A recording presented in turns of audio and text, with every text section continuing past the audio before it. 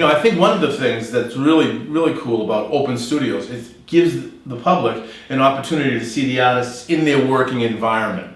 I mean, you go to somebody's studio, there's wet paint, there's brushes still soaking in turpentine and stuff. It's where they do their work.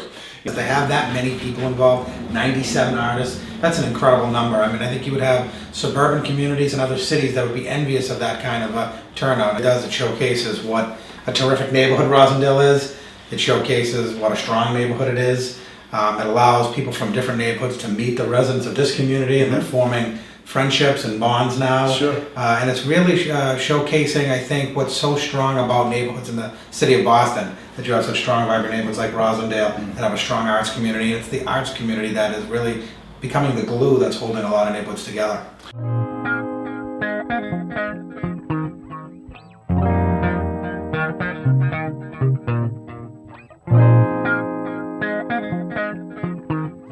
So I've been taking part in the Open Studios from its beginning, and having it here locally where you live is a unique opportunity for me as a home studio to show my art where I live and where I make it.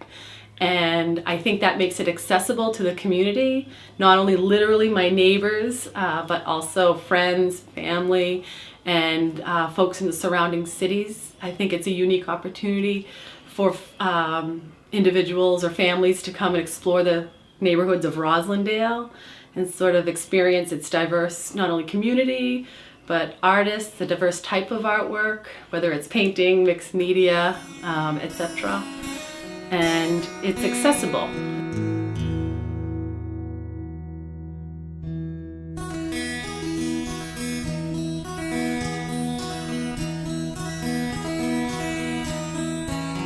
I love streetscapes. What first got me about Roslindale is how everything's slightly crooked. If you really look, nothing is standing just straight. And there's almost a rhythm to it if you really look. Even the mailboxes, some of them are leaning. Last couple of years ago I had a whole leaning mailbox series. Roslindale, I'd have to say, is one of my favorite subjects. And it's also personal because just almost everything I've drawn, everything that's been filmed for this is within walking distance of my house. So it's easy, it's very natural. I can walk the dogs and sit down across from the Longfellow house and sketch the streetlight when I'm walking the dogs, and I can do that over and over again till I really get to understand the streetlight. Then I can go to my studio with some photos and the sketches and actually paint it. But by then I know it. And then an affection develops because once you know something really well, I can't describe it, but you just care about it more.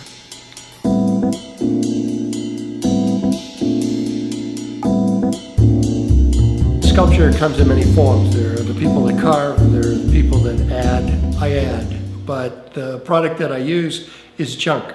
So a lot of the material, or most of the material I get, is either on the streets or flea markets or friends who just drop things off on our front porch, and it'll be weeks or months before I find out where that is. And those things will end up in the work. Maybe not this month, maybe not this year, but eventually will end up.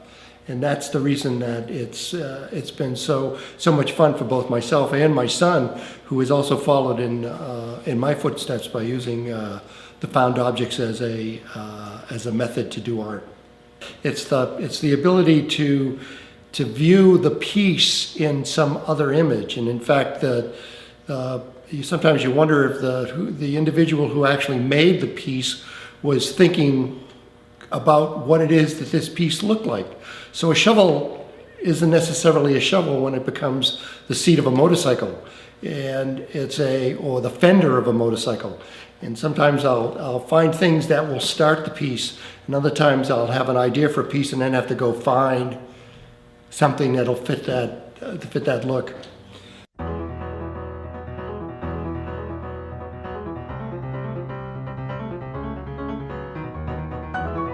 Well, the excitement of it leading up to the weekend is sort of preparing and connecting with other artists. I'm on the committee the Roslindale Arts Alliance Open Studio Committee. But the weekend itself, it's a hustle and bustle of excitement on both ends. Preparing my home for visitors to come and see the art.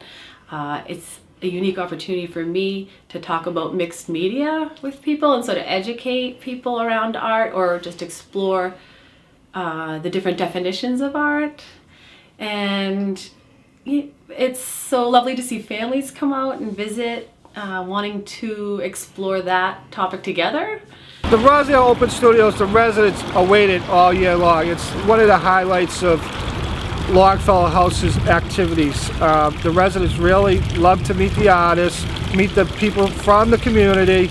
They also love to get stimulated by the art.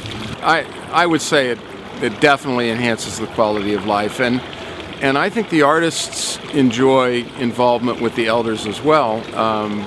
Some of the elders are in fact artists themselves, and some of them do display. So it's a great experience, I think, for both groups. You know, we talk about public-private partnerships, and we talk about all kinds of partnerships. It's partnerships that make us strong and successful. And when we're doing things like arts festivals or open studios, we need those commercial and business partners to get on board and to participate, because they're also the lifeblood that keeps our neighborhood strong. So we can't do it without them. And so I think for them to be involved, it's going to promote their business, it's going to give them more customers, it's going to give them more repeat customers who, now that they've found out about some of these jewels, will come back, and in turn it helps support the arts and it helps support the community of Roslindale. It's a team effort, and the businesses are part of that team.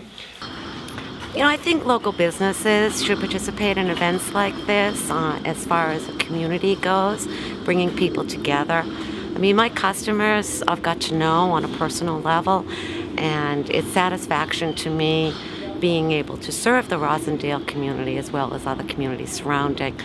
As far as the local artists go around, I think it's really good. I think one of the things that people can really expect is great art, great community people, great eats, and a great time. And I would only add, obviously, the community is such a wonderful place. It makes you feel like you're at home. It does. You'll feel like you're at home even if you don't live here. This year's Open Studios is going to be our reception on Friday, November 6th. It's going to be at the Longfellow House starting at 6 o'clock. And then on Saturday the 7th and on Sunday the 8th from 11 o'clock till 5 o'clock, Roslindale Open Studios will be in Roslindale, all over the place. We're at Sacred Heart School, we're at Longfellow, we're at Roslindale House. We're everywhere. It's going to be a great event. If you want to get further information, you want to get maybe who the artists are and where they're going to be, if you go to www.roslindaleopenstudios.org. I really have a great time. I do. It's a fun time, a lot of people, a lot of conversations, everybody's upbeat. It's a great time. I really feel like our society does itself proud when it does support other artists, and I think the elders feel that same feeling in their activities with the Open Studios, and I just hope everybody comes out and has a great time and supports it. Roslindale Open Studios coming up on the 7th and 8th of November. Thanks, Glenn. Janice, come on, get over here, you.